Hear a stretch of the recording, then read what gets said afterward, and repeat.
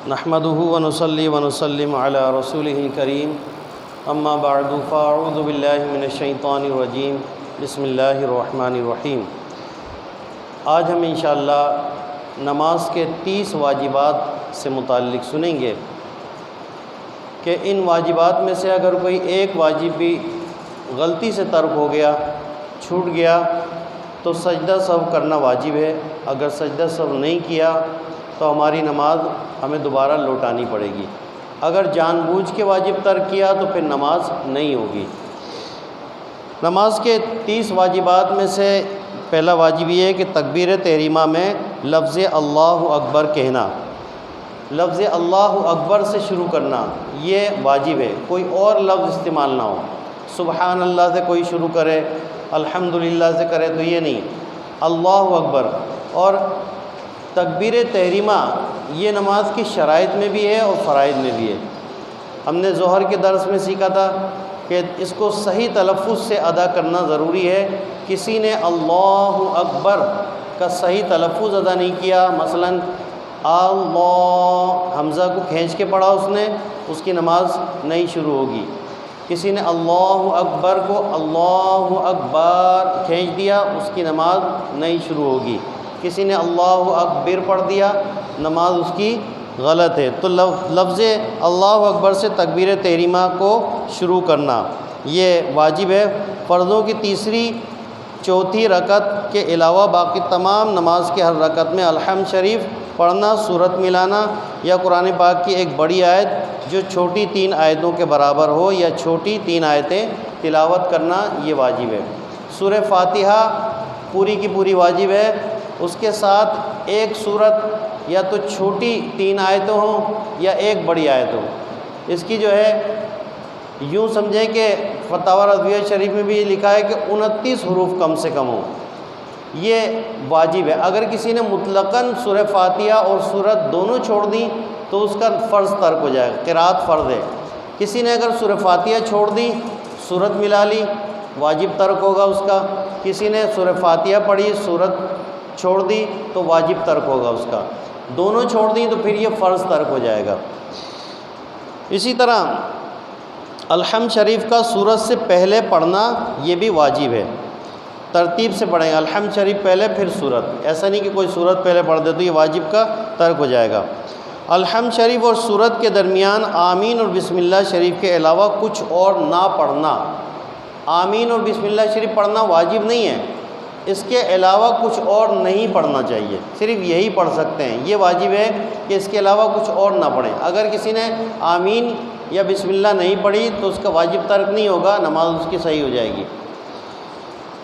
قرات کے فوراً بعد رکوع کرنا، کہ کوئی شخص قرات کر کے خاموش کھڑا رہے اور اس کی جو ہے 3 مرتبہ سبحان اللہ کی مقدار وہ سوچتا رہا یا کھڑا رہا تو اب واجب ترک ہو گیا اس کو فوراً رکوع میں جانا تھا، تو یہ بھی واجب ہے ترتیب سے۔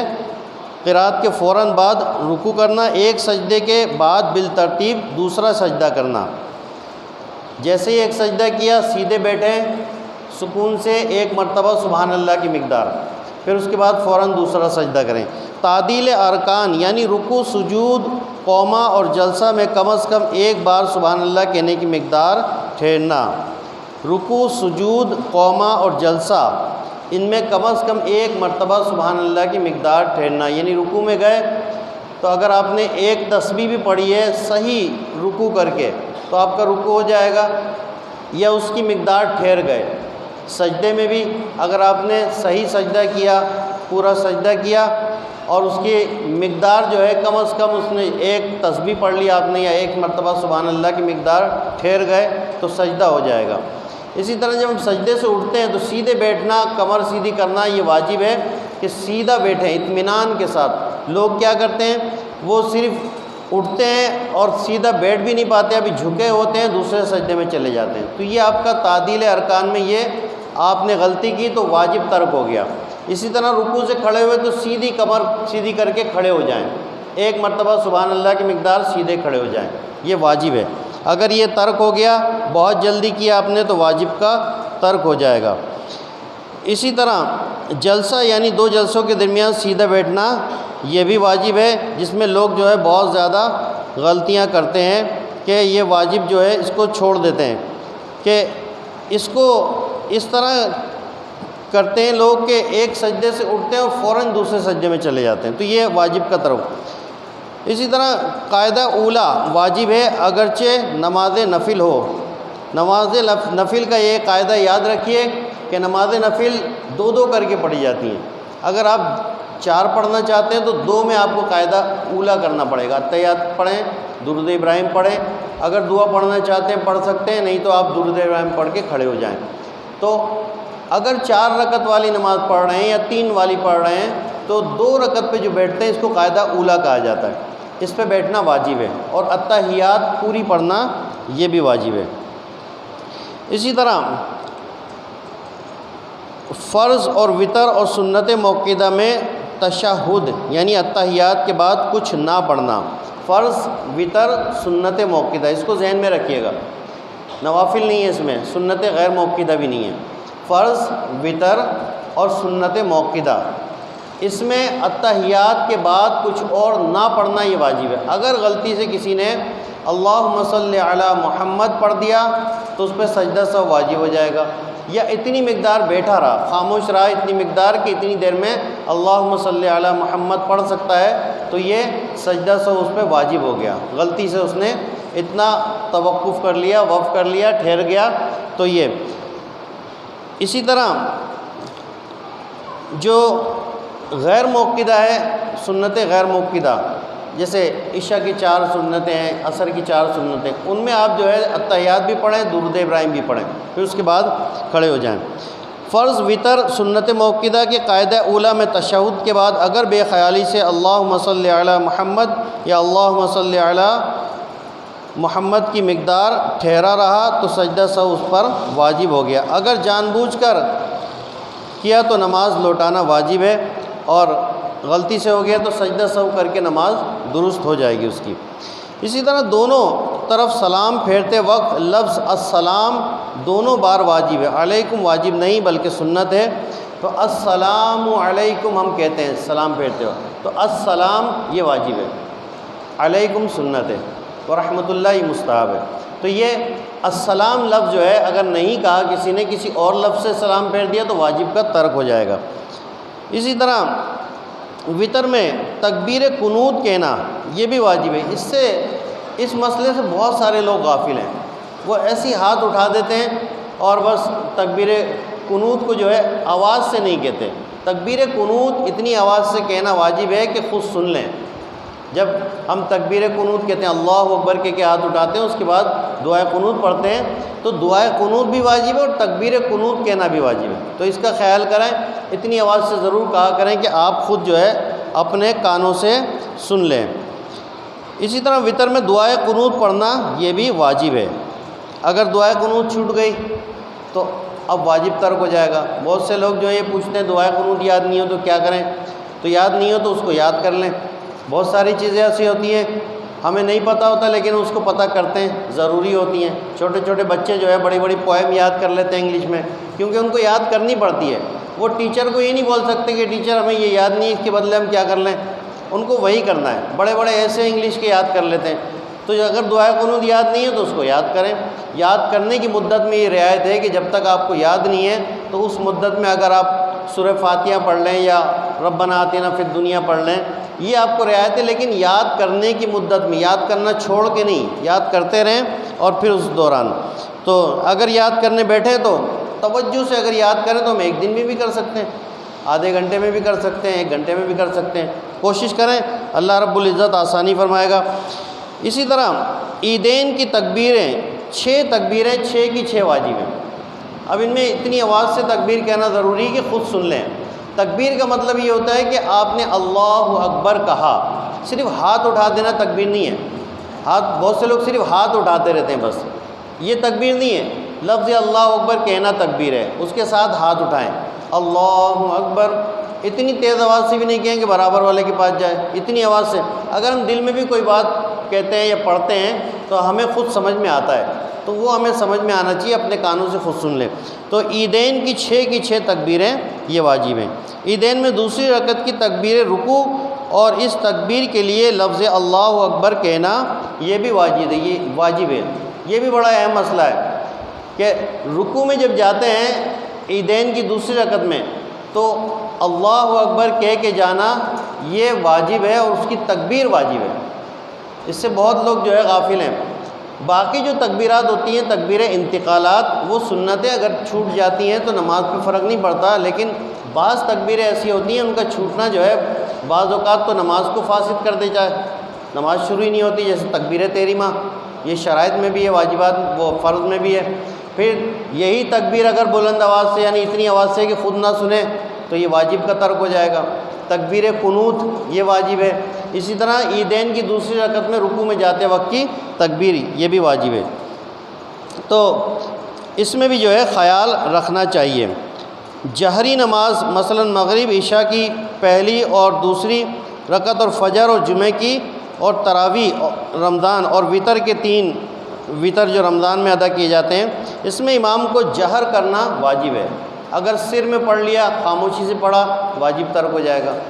اسی طرح جو سری نمازیں عصر کی نماز ہے، ظہر کی نماز ہے، اس میں اگر کسی نے بلند آواز سے پڑھ دیا امام نے تو یہ واجب ترک ہو جائے گا۔ جہاں آہستہ آواز سے پڑھنا ہے یہ آہستہ پڑھنا بھی واجب ہے، جہاں بلند آواز سے پڑھنا ہے تو بلند آواز سے پڑھنا بھی واجب ہے۔ ہر فرض و واجب کا اس کی جگہ پر ہونا بھی واجب ہے۔ ہر فرض اور واجب اسی کی جگہ پر ہو یہ بھی واجب ہے۔ رکوع ہر رکعت میں ایک ہی بار واجب ہے۔ سجدہ ہر رکعت میں 2 ہی بار کرنا ضروری ہے۔ کسی نے اگر 2 سے زیادہ کر لیا تو یہ بھی واجب کا ترک ہوا۔ دوسری رکعت پر پہلے قاعدہ نہ کرنا، یعنی دوسری رکعت سے پہلے قاعدہ نہ کرنا یہ بھی واجب ہے۔ کسی نے پہلی پہ اگر قاعدہ کر لیا تو واجب کا ترک ہو گیا۔ 4 رکعت والی نماز میں تیسری رکعت پر قاعدہ نہ کرنا یہ واجب ہے۔ آیت سجدہ پڑھی ہو تو سجدہ تلاوت کرنا واجب ہے، فوری طور پہ جیسی نماز میں آیت سجدہ ہے اس وقت سجدہ کرنا یہ واجب ہے۔ اگر آپ نماز کے علاوہ قرآن پڑھ رہے ہیں تو آپ بھلے قرآن پڑھ کے بھی کر سکتے ہیں، اس وقت بھی کر سکتے ہیں، لیکن نماز کی حالت میں فوری طور پہ کرنا واجب ہے۔ سجدہ سہو واجب ہو تو سجدہ سہو کرنا واجب ہے۔ 2 فرض یا 2 واجب یا فرض و واجب کے درمیان 3 تسبیح قدر یعنی 3 بار سبحان اللہ کہنے کی مقدار وقفہ نہ کرنا۔ 2 فرض یا 2 واجب یعنی مثال کے طور پہ سورہ فاتحہ پڑھی، اب اس کے بعد دوسرا واجب جو ہے وہ سورت ملانا ہے۔ مطلقاً قرات فرض ہے، دوسرا واجب سورت ملانا۔ سورہ فاتحہ پڑھ کے خاموش رہے، سوچتے رہے کہ کون سی تلاوت کرنی ہے، 3 مرتبہ سبحان اللہ کی مقدار وقت گزر گیا تو یہ واجب ترک ہو گیا۔ تو یہ واجبات اور فرائض میں وقفہ نہ کرنا یہ بھی واجب ہے۔ امام جب قرات کرے خود خواہ بلند آواز سے ہو یا آہستہ آواز سے ہو مقتدی کا چپ رہنا واجب ہے۔ بہت سے لوگ کہتے ہیں کہ سورہ فاتحہ لازمی پڑھنی چاہیے، تو یہ واجب کا ترک ہے۔ اگر سورہ فاتحہ آپ پڑھیں گے تو یہ واجب کا ترک ہے۔ امام اگر قرات کرے سری ہو یا جہری ہو مقتدی کا جو ہے خاموش رہ کر سننا یہ واجب ہے۔ قرات کے سوا تمام واجبات میں امام کی پیروی کرنا، یعنی قرات کے علاوہ سارے واجبات جتنے ہیں تو امام کی پیروی کرنا۔ اب مثال کے طور پہ کوئی سجدہ سہو واقع ہو گیا تو امام کی پیروی کرنا جماعت میں ضروری ہے۔ اللہ رب العزت ہم سب کو ان واجبات پر عمل کرنے کی توفیق عطا فرمائے۔ اب سجدہ سہو سے متعلق اس کا طریقہ سنتے ہیں کہ سجدہ سہو کس طرح کیا جاتا ہے۔ جب کسی واجب کا ترک ہو جائے یا فرض میں تاخیر ہو جائے تو اس وقت سجدہ سہو واجب ہو جاتا ہے۔ مثلا جیسے وتر میں جو ہے دعا قنوت چھوٹ گئی، واجب کا ترک ہو گیا۔ اسی طرح رکوع میں جانا تھا اور رکوع میں جانے سے پہلے فرض میں جو ہے تاخیر ہو گئی، یعنی سوچتے رہے کھڑے ہو کر تاخیر کر دی تو یہ فرض میں تاخیر ہو گئی۔ اتحیات میں ہم بیٹھے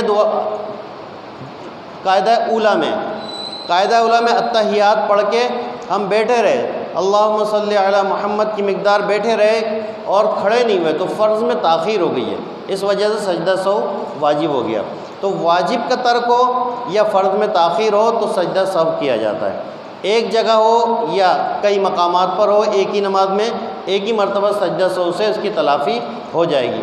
سجدہ سہو کا طریقہ یہ ہے کہ جب ہمارا کوئی واجب ترک ہوا یا فرض میں تاخیر ہوئی تو آخر میں جو قاعدہ آخر آئے، یعنی 3 رکعت والی پڑھ رہے ہیں تو سب سے آخری، تیسری رکعت 4 والی پڑھ رہے ہیں تو چوتھی رکعت۔ اتحیات پڑھیں پوری، اگر درود ابراہیم پڑھنا چاہیں درود ابراہیم پڑھ سکتے ہیں۔ اس کے بعد ایک طرف السلام علیکم ورحمۃ اللہ آپ نے پھیرا، اور اس کے بعد 2 سجدے آپ نے کیے، پھر دوبارہ اٹھ کر آپ نے دوبارہ سے اتحیات پڑھی، پھر درود ابراہیم پڑھا، اور اس کے بعد پھر آپ نے سلام پھیر کے دعا پڑھ کے سلام پھیرا، تو یہ آپ کا سجدہ سہو ہو گیا۔ اللہ رب العزت ہم سب کو ان باتوں پر عمل کی توفیق عطا فرمائے۔